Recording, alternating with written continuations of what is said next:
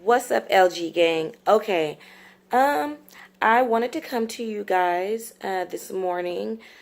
Uh, I have the day off today, and I was just watching some YouTubers story time because I know I've been saying over and over and over that I wanted to give you guys a story time. I have so much stuff or so many story times probably, but I was watching, I think it's Queen Naja. I guess shout out to her. I watch her often because it seems like she has a very open heart and she is not afraid. Well, it seems like she kind of is a little timid, but she's not afraid to speak her truth. So she kind of inspired me this morning to do a story time on my dad. I watched hers and I kind of got a little bit emotional because we don't have similar stories, but my dad wasn't always there or wasn't there, I guess. I like to say wasn't always there, but sometimes his face will pop up, if you know what I mean, but he wasn't there. Anyway, let's go all the way back. I think I was probably 3 when my mom and dad separated, or my mom actually left my dad.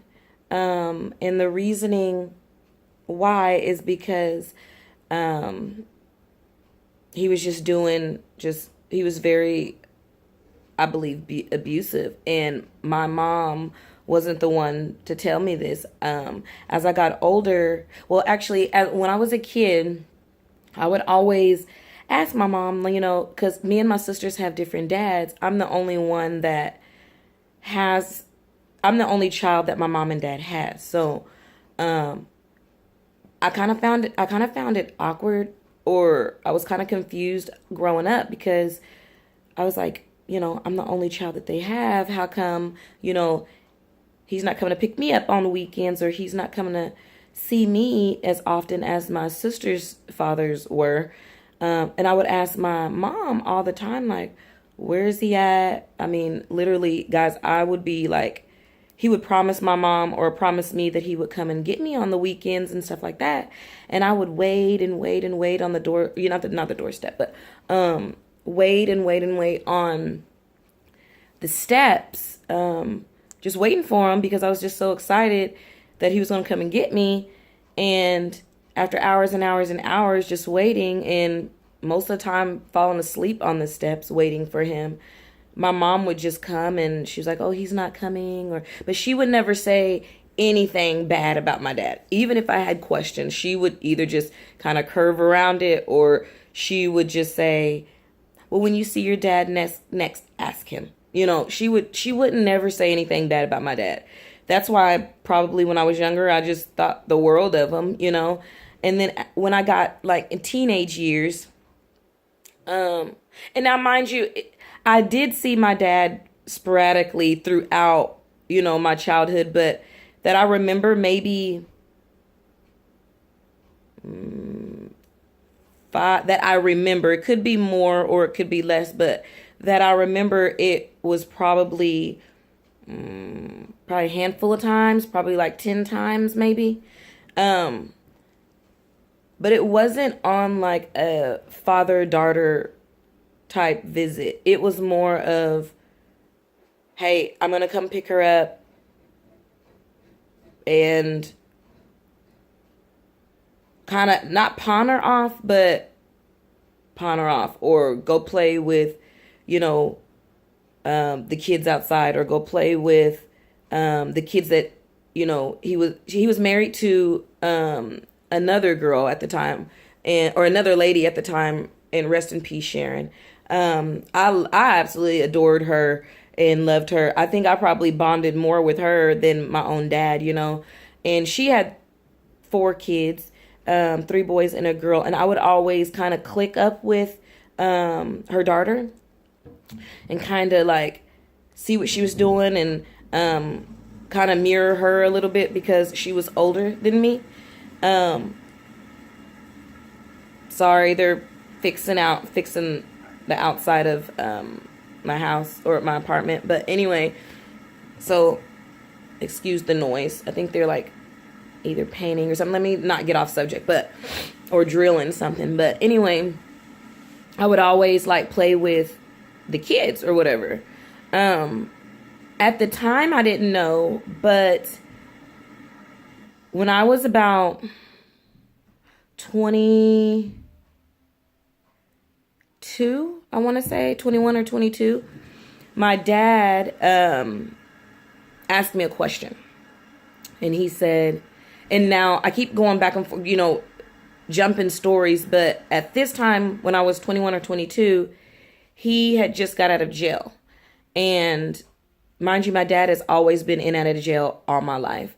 And I'll probably get into that later. If you guys want more, just comment down below. Anyway, or what kind of questions that you guys want to ask me about this story time. Around that time,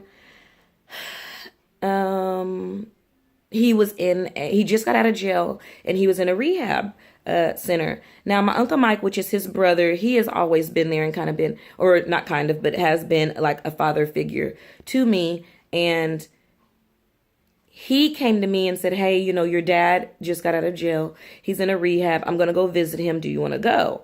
And I didn't know how I felt about that, because being older and kind of setting my own foundation with me and my family, and already kind of established like a father-daughter relationship with my uncle, I really didn't have any interest, I guess, in building a relationship with my biological dad. So I didn't really know how I felt about that when he asked me. So I really didn't say anything. I didn't give him an answer. And he goes, hey, okay, what do you want to do? And so I asked him, what did he think, because I didn't know. Like, to me, now being an adult and he's been absent all these years, it's kind of like meeting a total stranger. I kind of felt uncomfortable. I didn't know when I first saw him what I was going to say, or what kind of, I know I had a lot of questions, but it was like asking personal questions to a stranger, if you know what I'm saying, or if you get what I'm saying. But after that whole conversation, the end result was that I did go down there, went to the rehab center, and then that's when I started asking him questions, about like, why wasn't he there, or why did he keep going to jail? How come he couldn't take care of one child that he had, or that he has? Just things like that. What caused him to go to jail? Like, it was so many questions. How did he feel about his brother taking care of his child? Just a whole bunch of questions. How did he feel about not knowing his granddaughter, and his granddaughter, I believe, like at that age was 4 or 5 or something like that, 3, 4, or 5 or something like that. I just had personal questions, or not even personal questions, just questions that needed to be answered. And I believe we sat up there for like, I want to say like 3 hours. And at the end of it, when my Uncle Mike and I were walking out of the rehab center, I told my Uncle Mike, out of all the questions I asked him, I got no answers. Like, he kind of, I don't know if it's because he didn't tell me any like answers because of where he was, or the people around him. I don't know, or if he felt ashamed or embarrassed, or just because I was asking him, but I just don't know. So I kind of felt some type of way about that. But my Uncle Mike was just like, that's your dad. You have to, we don't pick and choose who our parents are. You just have to basically accept it, not accept it, but almost, accept it for what it is, But if you know me, I just don't accept just anything, you know. I mean, especially if I'm getting confused about something or if I feel like you're not telling me the truth about something or being sneaky about something. I don't know. Like, I just don't want to fool with you, you know, or I don't want you around me or around my daughter, or around my family. So why, you know? So, but with that being said, when I was probably 25, he reached out again. He, meaning my dad, my biological dad, reached out again, and he wanted to, at that time, you know, build relationship. But at that time, being 25, I already been married, what, like 4 or 5 years. My daughter's getting older. I really didn't want to, I guess, because I was already older. And I felt like there were still questions that needed to be answered. Like, you know, and I couldn't move on past that because I'm like, I need to know this stuff because if I don't, it's gonna eat me alive, kind of, you know. I do remember being that kid sitting on, you know, the porch or sitting on the steps, falling asleep, waiting for him. Sometimes not even, you know, reaching out to my mom or reaching out to me, you know, saying, oh, I'm not going to come. This is the reason why. Sometimes he just wouldn't show up, you know, and it was all on my mom when it came to me, you know. So him being absent now, well, at the age of 25, I felt like it's too late, you know. Just build a relationship with your granddaughter. That's all I ask. It's too late, you know. But and I still kind of feel like that if I'm going to be totally honest, you know. He does try to reach out. I'm not going to discredit that, but I think I'm just not ready to build, you know, a relationship because all the emotion and all the thoughts and all of the stuff that I seen my mom go through as a single parent, you know, when she could have had help if my dad would have made the right decisions. When I was 25, like I was saying, I did have a conversation with my dad and I told him straight up, you know, I don't want you to lie to me. I don't want you to beat around the bush. I don't want you to tell me anything other than the truth, you know. So I started asking him questions like I was telling you guys before, and he did tell me the truth. Like, he was a very, very bad guy, and in all aspects, you know. So I just didn't want to be around that, you know. Let me tell you something. I've always had these gut feelings that my dad was like a bad guy or, you know, did people wrong or burn bridges or something like that. Because as I was getting older, like my dad was a street guy. So as I was getting older, I would just be like walking to the corner store or something like that, or be over my grandma's house or be over my, you know, at my auntie's house or something like that, and just be playing outside. And these men would come up to me and say, oh, is your dad so and so? And I wouldn't even know him. And I'll be like, yeah, you know, and I'll just be all confused. Like, yeah, why are they asking me? Is my dad, you know, let's just use Bob. Is your dad's name Bob? And I go, yeah. And they'll say, oh, they'll give me different reactions, or they'll say, hey, is your dad so and so or Bob? And then I'll go, yeah. And they go,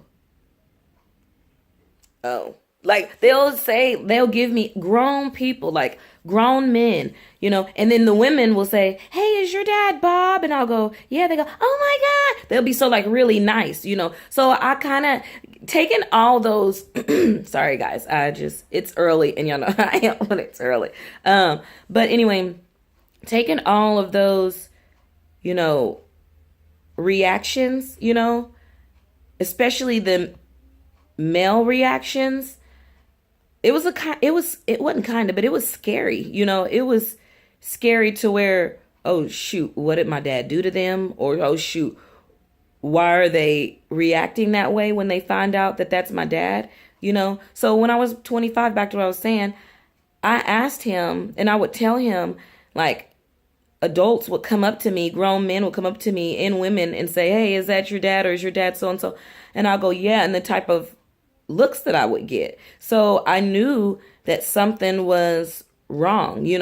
So I did ask him a lot of things, like, you know, did he do the things that I thought of or heard of, or stories that people told me, like, throughout the years?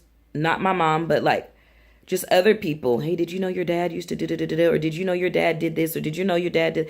Ask him. And when I say no, they ask him. And I'm like, why are you even telling me? Like, I have nothing to do with him and his wrongdoing.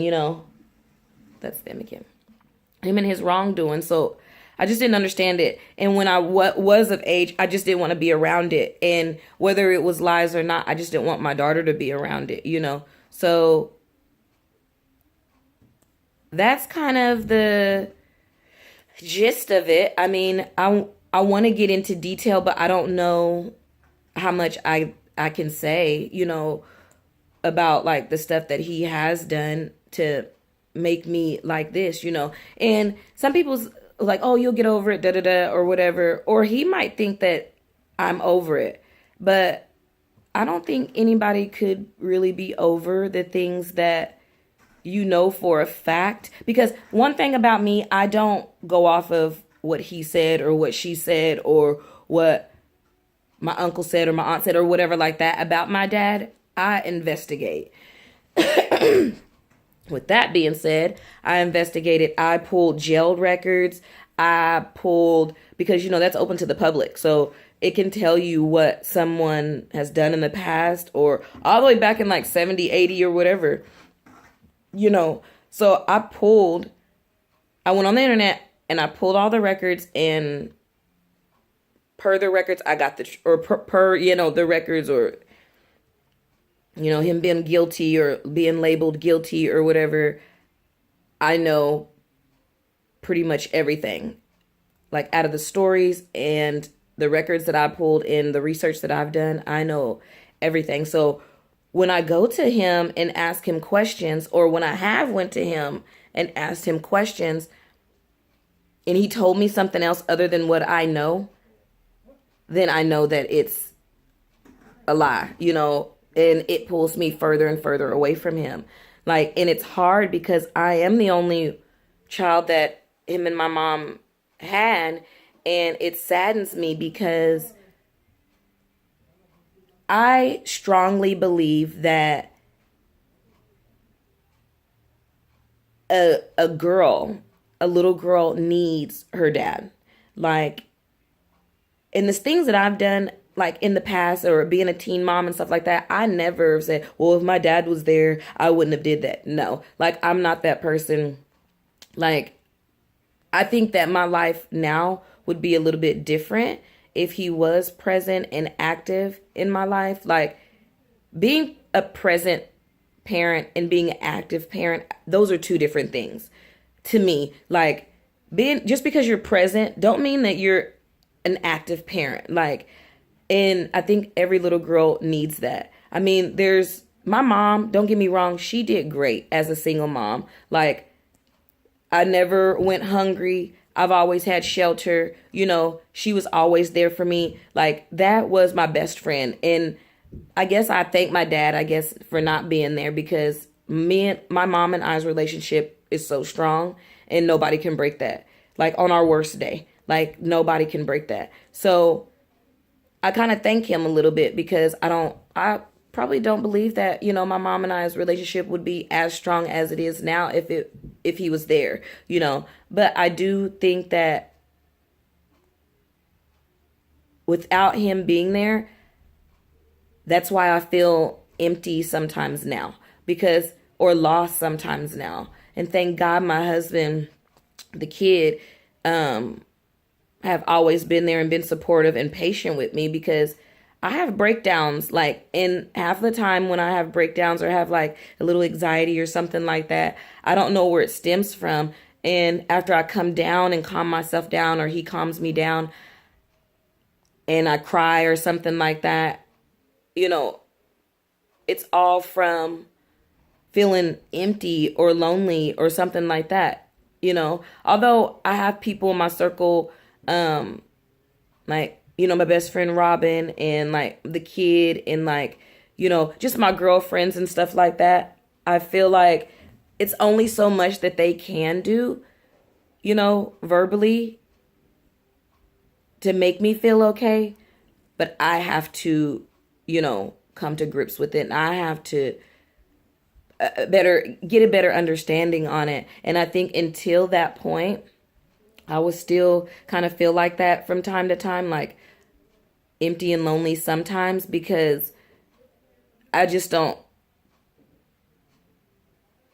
I know it's not for me to understand, but I feel like my dad hasn't told me the honest truth about why he wasn't there, when I know majority of the truth, and he still hasn't either fessed up or said exactly what it was that he did.